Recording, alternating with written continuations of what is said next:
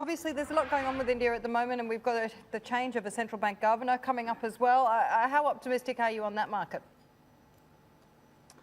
Again, the strategist in India has just modestly improved his growth outlook from 7.2 to 7.4 growth forecast. That's actually still below the official number, obviously. Where we're seeing some modest improvements in the ability to do business, that's clearly good news. What we are seeing, obviously, a bit of a positive flow through in terms of the prospect of the GST now coming into 2017, but clearly we need to see more detail. But we're reasonably comfortable where the central bank has very much focusing in on the inflation side and not just the growth for growth's sake side. And that gives us some comfort in that respect. So again, we've been holding that 7 to 7.5% forecast range for some time, and we remain positive. I think there's an interesting statistic that India's population will exceed that of China's population by 2025, and yet the Indian economy is about a third of the size of China's. So, potentially with that population growth, we should be seeing some underlying growth coming through the economy into 2017-18.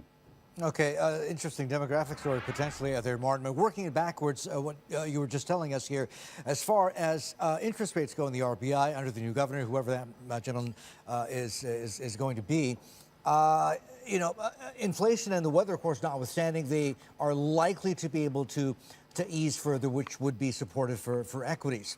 On the macro story, what we've been hearing is a couple of houses are getting very bullish on India's economy simply because they think, look, the rate easing that has already been undertaken by outgoing RBI Chief Raghuram Rajan, that has helped to ease the interest costs for a lot of corporates which are saddled with bad infrastructure debt or took on bad infrastructure debt, makes the burden easier on banks as well. And essentially, it means conditions are ripe now for the credit cycle to kick back in and also the CapEx cycle to kick back in.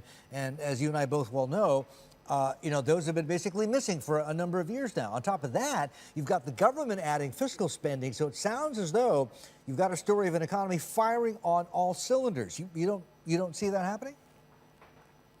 Yeah, well, we don't disagree with that view at all. In fact, we certainly have the view that we were seeing ongoing urban renewal.